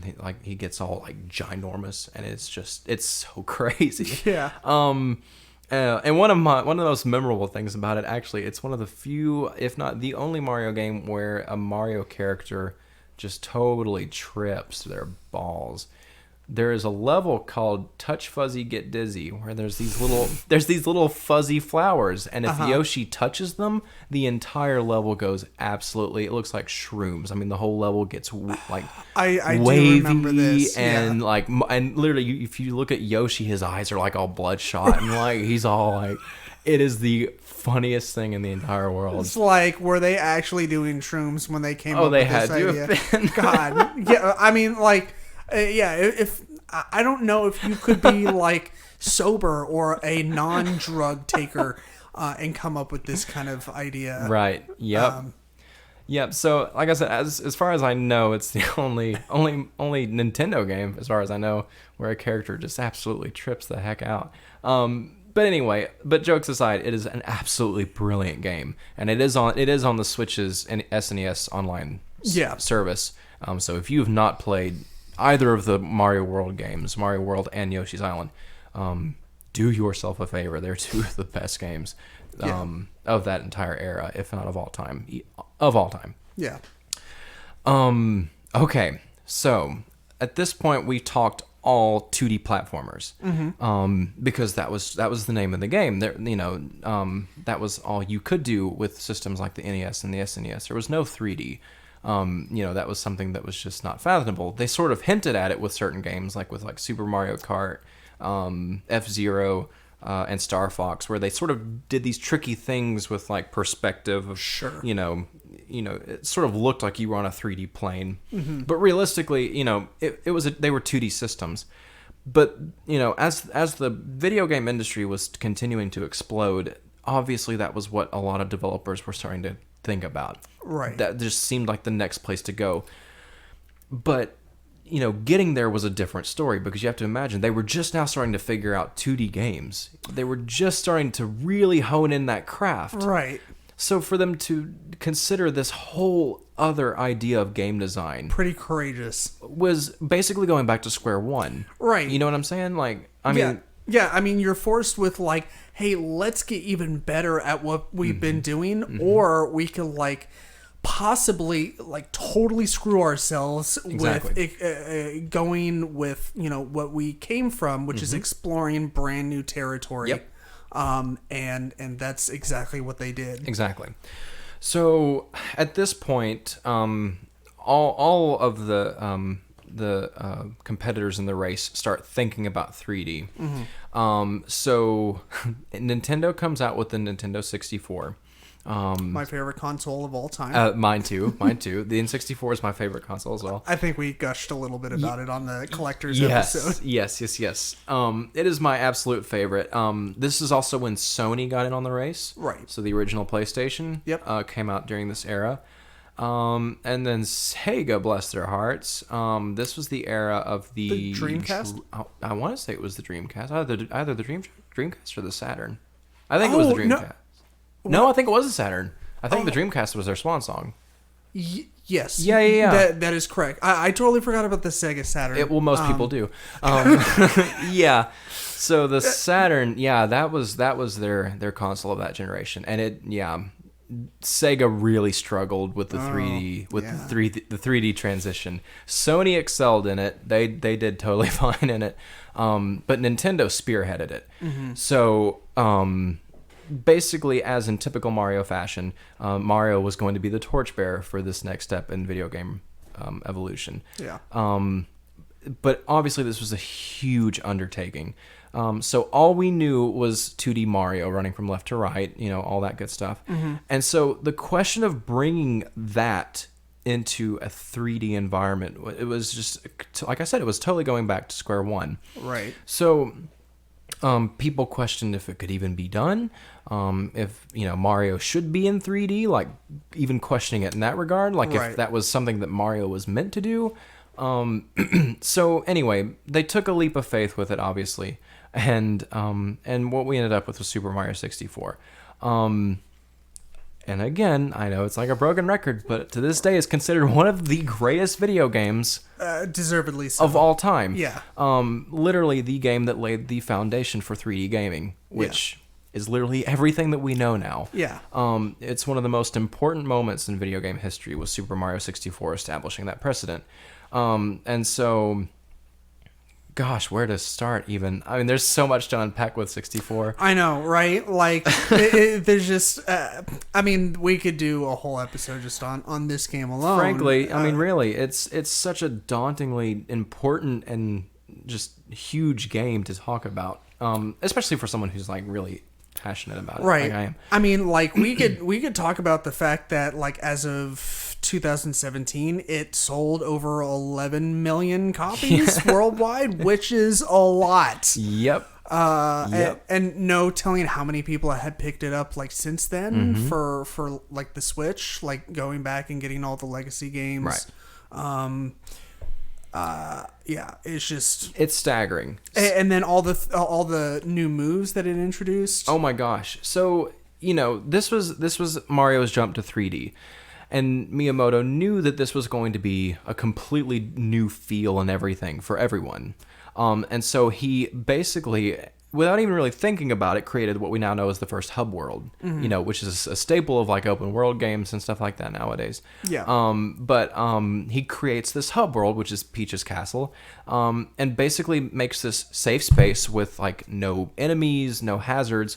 And because he knew as soon as a player booted this game up, that's the first thing they were going to do is just start running around, and realizing, oh my God, I can go this way, I can go that way, and realizing that you had 360-degree movement now, which was mind-blowing to kids at the time. Right. And then you start to actually explore his moveset. He can still jump, but then you realize he can punch for the first time, which was, crazy. Right. He could dive. He could do triple jumps. He could do crouch backflips. Like it would have been so easy for them to have just, given him jump and move. Because, it was such a daunting task already for them to just to put Mario in these huge worlds that they'd never fathomed trying to build before.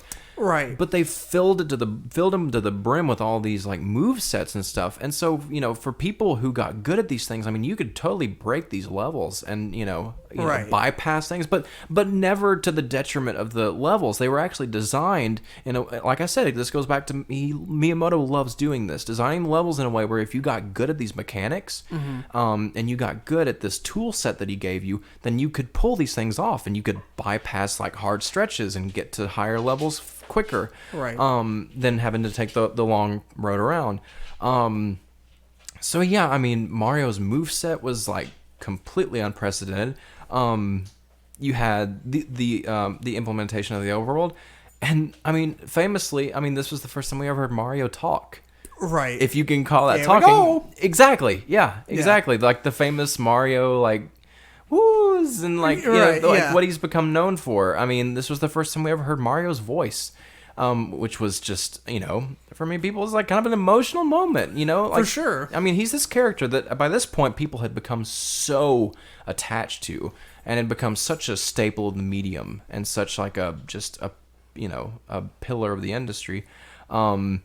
So to be able to, see him in this huge 3D world and, and to hear him speak, that was a pretty big deal. Right. And Peach, Peach spoke right there at the get-go. Yeah.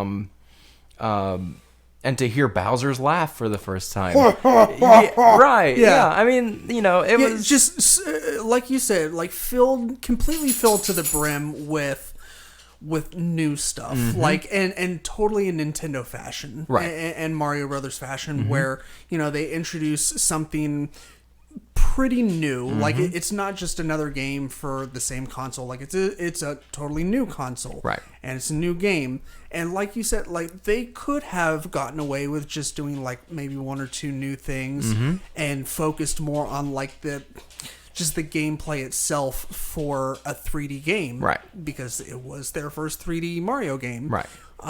But all these new moves that they added in and the functionality of him and all the other characters like talking, it's crazy how much extra effort, all the extra miles they went to make sure that this game was revolutionary, right? And it's as we've discussed, it's stood the test of time. Yes, yes.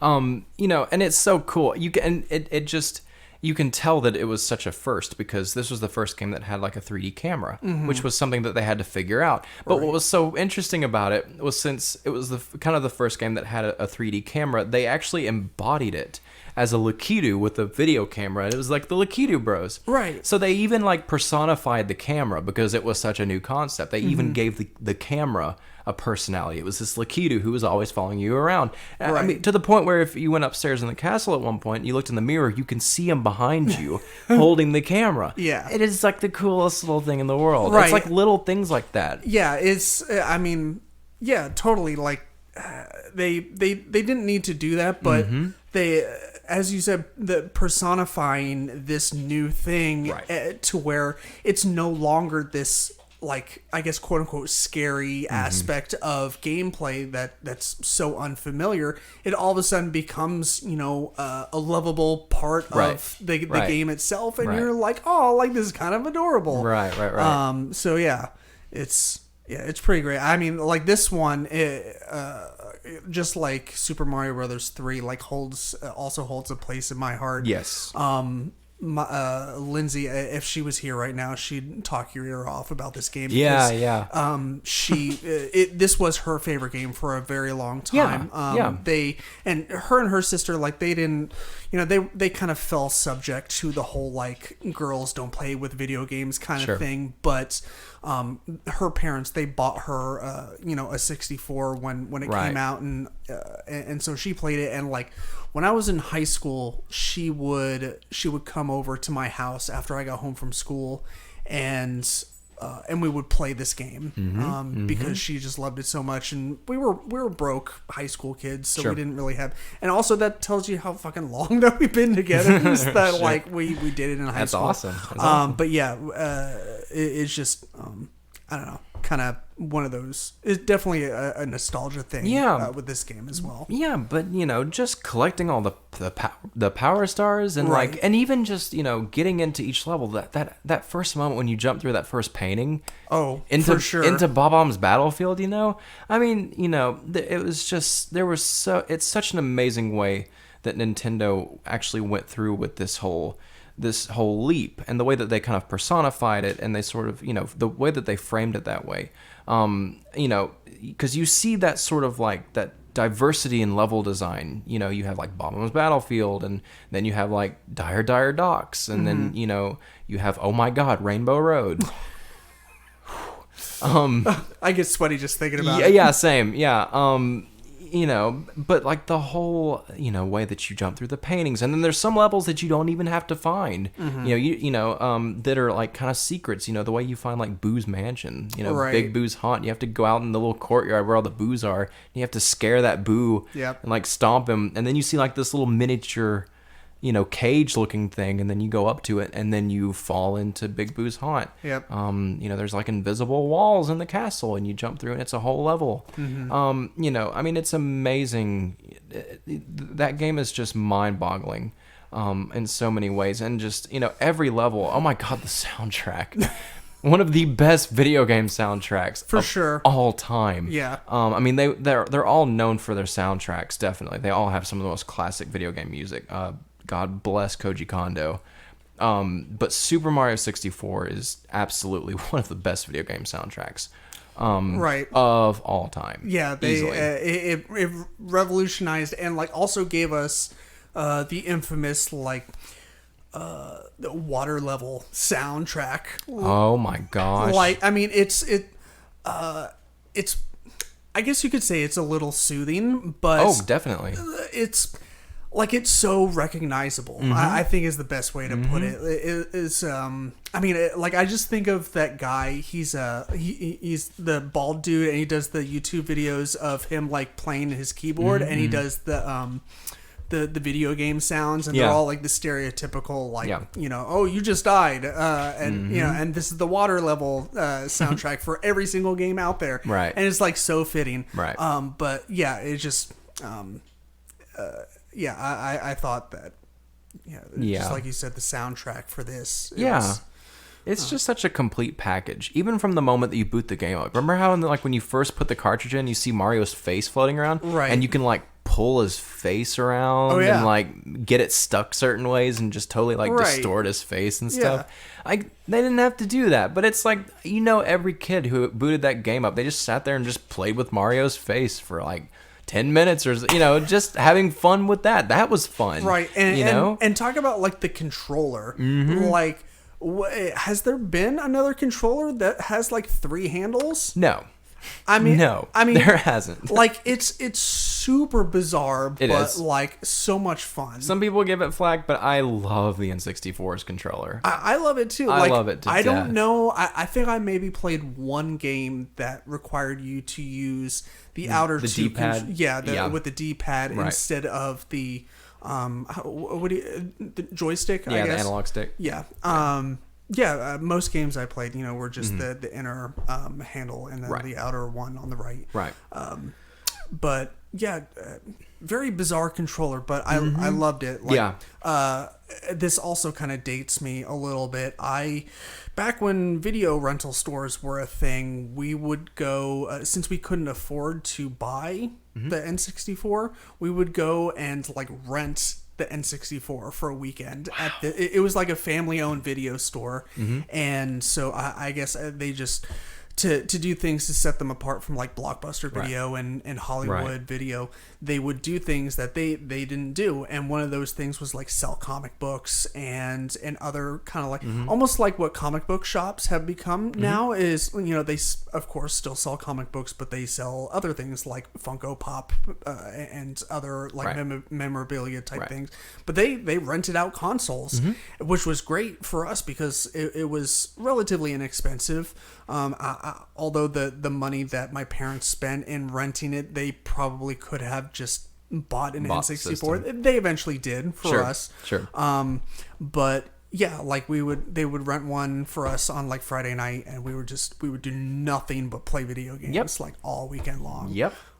So much fun. I mean, it's just such a classic. Everything from, like I said, the paintings and just running around in the hub world, which of course at the time was fun in and of itself. You're just running around in a 3D space. I mean, that was just completely, that was so new. Yeah. So that was fun for most, for every kid back then, was just booting up the game and running around. Right. And being able to jump in the water and climb the trees. All that freedom was... Yeah. And then you get to Bowser, and which was totally different. It was no longer like in the bit games, just getting around him and pulling the bridge out, or throwing his Mecha Koopas back at him. Yeah.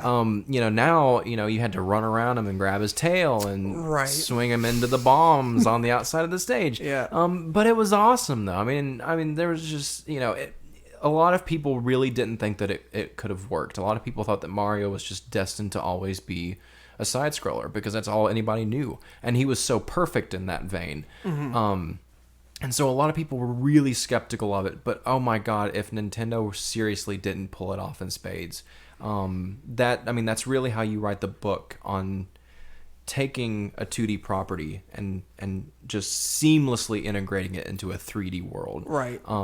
It all made sense because even though it was 3D and it was so gargantuanly different from what we knew, it was still so Mario. It still had everything that made Mario Mario. Absolutely. if anything, it just broadened him that much more to hear his voice, to see every side of him, to move the camera around him.